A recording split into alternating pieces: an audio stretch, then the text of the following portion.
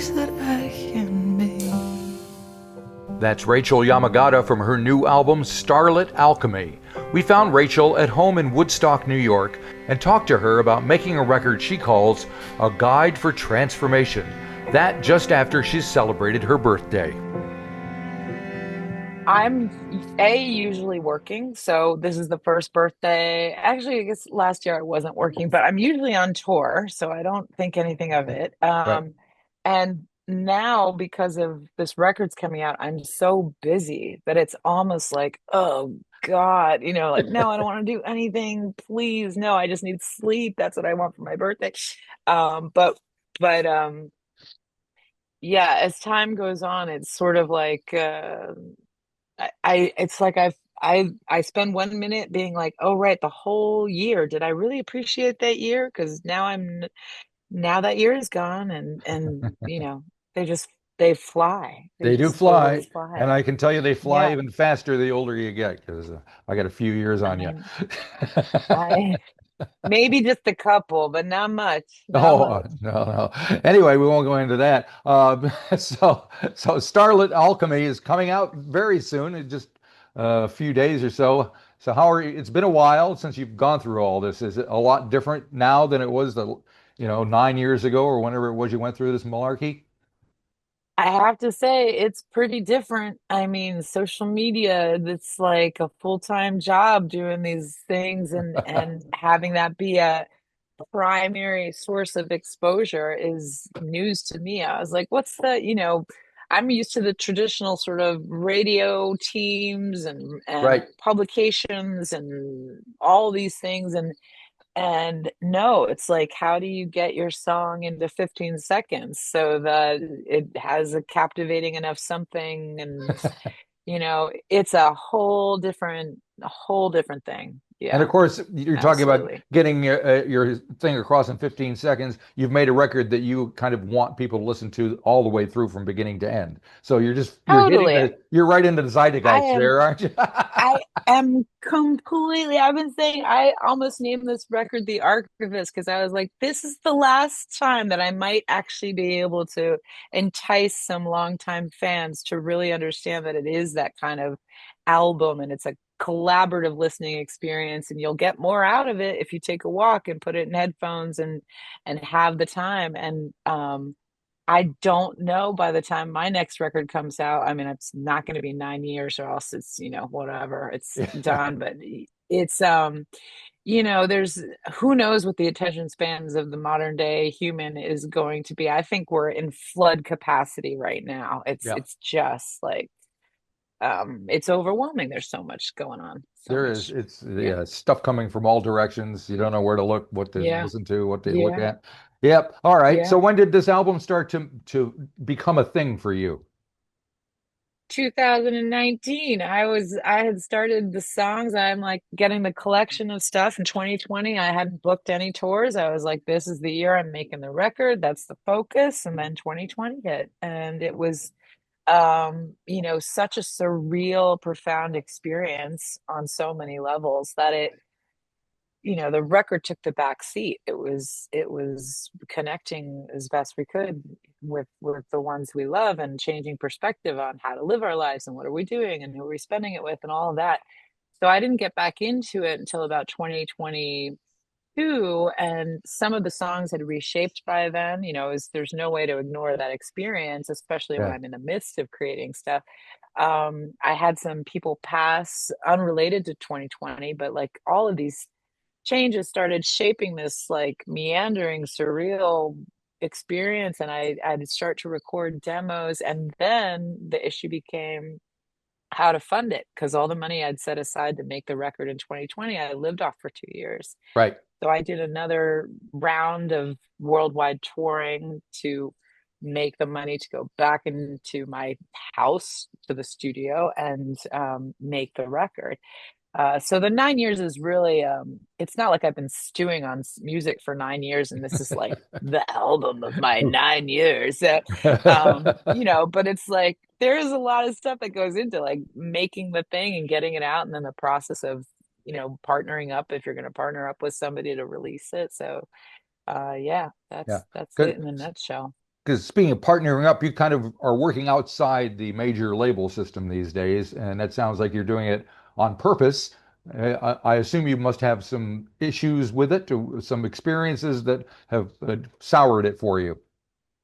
Well, that's also a collaborative decision. I got dropped. Well, I there mean, is. there's like there's different things. Like back I was, on RCA and Warner Brothers, and I think in 2011 was the first record I released independently, with sort of a distribution deal and less of Right. a, traditional system. And at that point, it was almost like I had to become my own entrepreneur. And the traditional setting of the team that you have doesn't work if you're not, raking in the bucks. And I was losing a ton of money every year and working 24/7. And when the artist puts it together, as all artists do, they wake up one day and they're like, what's happening? I just toured the entire year. I got placements, I got whatevers, and I'm in debt. Like, well, how is this possible? And so I sort of, I had to let go of the commission style based on the gross structure of everybody you work with and Yep. reinvent something. And that became my new independence. Learning every aspect of the job as best as I could, making every mistake in the world. And now I have a, refined, tremendous compassion for anybody who's not any facet of this business, because everybody's trying to figure it out and do Yep. what they love for the right reasons. So, Yeah. And of course, tomorrow it'll yeah. be completely different than it was today anyway. So, I mean, I bet it's probably you'll think songs and they'll just pop into your head and be created. I mean, it's crazy. Yeah. right. Who And everybody's knows? talking Who about knows? AI created music now these days, which is a thing. I've got a guy who contacted me. He used to work at an ad agency. He's now creating Mhm. songs. He writes the lyrics and then just types in what he wants it to sound like and what genre it is. And it sounds Yeah. like that's pretty scary. Oh, it is crazy. We shall see what road it leads, Yeah. There's a whole mathematical strategic science to anything, whether it's AI or just as basic as social media. And what's hard for me to comprehend is that there's so many tricks and that play on sort of our psychology and our attention spans. And we're creating a culture of like multitask multitask overwhelm that is the antithesis of like a deep enriched present experience. And it's a hard thing to swallow. So I'm going the other direction. I'm gonna like make you listen to, There you you go. know this takes some work. We'll see what happens. Yeah. So the work Yeah. begins with a track called Backwards, which, if I'm not mistaken, was possibly one of the earliest things that you started working on. And if I read correctly, it was originally supposed to be part of a musical. So tell me how that evolved into what we hear on the record. It would be so easy to stay easy, and that's what I fear. I never want to look back and regret it all by staying here. And maybe it's our lights gone out, turned off in an empty house. Back there's not a place that I can be. I mean, it originally, I think I've written it for a husband and wife character who were separating, and then as it developed, I was just like, there's something in this song that sort of applies to anybody who's leaving a part of themselves because I mean, it's the same emotional content of this is no longer working for me, but this has also been my experience that has shaped me. And the heartbreak of like needing to move on, knowing that you're entering some other phase or new direction or whatever it is, evolution, and wanting some other person, career, lifetime, whatever it is, to journey with you, but knowing that it's probably not gonna, they're not gonna catch up in the way that you need them to. And that became, that is so resonant with my experience in the music industry and life, in this duration of time, that it just felt like it could completely work on this record. All right. So why does Birds have to follow that, the next track? It's just so damn unfair to have to bear it on your own. You always made us laugh, and I'll remind him of that. The birds are flying to my window. I'll make sure he knows. Yeah, I'll make sure he knows. Birds was almost first, Yeah. it was almost like Backwards almost is like the like season recap, like before the series starts. Like Backwards is the one, it's like sets it up. It's Right. like, this was great, I'm moving on. And then it's like, and it's fun, there was a debate about, do you want to start a record with the name Backwards? And there's considerations for it, but it almost thematically made sense, because it's like, things have been great, I'm on to the new thing. And then it's like these crushing, like, you know things about people passing and signs we get. And Birds to me is like the heart of the record in a way. It's just has a message that I would wish to deliver, of something broader than our own experience, like a spirituality, a hopefulness, a belief that we're not just here on the planet, then we die and then it's over. So there's almost no other place you could put Backwards. Because I certainly wouldn't want to put it at the end. Right. It's like, oh well, like, yeah, yeah. All right. All So right. that's the story of that. Okay. And so you recorded this at your kind of your home studio? Is it all completely on your own? Did you have people helping out? I saw you had your cat sitting on your piano, so you're getting some assistance there. But what else? They're all over this record, yeah. No, I gather the people that I've made music with for years. John Alasia, who's produced almost every record I've ever done. I've known him for over 20 years, such a great friend. I got him here, Pete Hanlon, who's sound engineer and my partner. We've got the studio in the house. Michael Chavez, who's produced Somebody Like Me, took it and ran. I didn't even want that song on the record. Uh-huh. He basically crafted that whole thing with piano and vocal demo that we gave him. And then I had some friends, Sandy Bell and Jeff Lipstein, who live up here. Sandy Bell is an incredible artist, and they're a production team for Sandy's records. And I asked them, would you ever produce somebody else? And they did some tracks. And so it's all people I love and trust, and um, who have been evolving over the years, just as I have. And so we bring something new to the table, but we've got these like intuitive muscles already. The groundwork's been laid down. So doesn't mean it's easy, but it's definitely fruitful. Yeah. Okay. I was hoping to touch on Galaxy, which seems to have a very intimate vocal with it, and I think there's some strings there. And I mean, where are you at when you're singing these songs? And are you alone? Do you have people around you that are kind of whispering in your ear, or giving you the thumbs up or the thumbs down, or how does it work? It's always different. Galaxy in particular, that was a Sandy and Jeff led tune.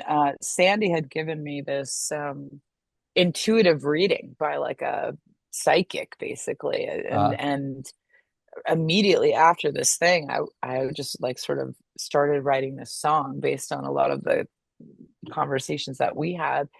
And I went down some big rabbit holes of what else is out there. Are we alone on this in this universe? Are there are there other consciousness around? Or how I've always felt we're connected, and I've always felt there was something more than just us in this physical body flailing around making beautiful messes of things all the time. But like, so that song is that. And they really, I sang it a few times, and then they it was just something about their presence of encouragement, that was the first vocal. I was like, you take it, you got it. And I think they snipped one piece or something, and it was just so free.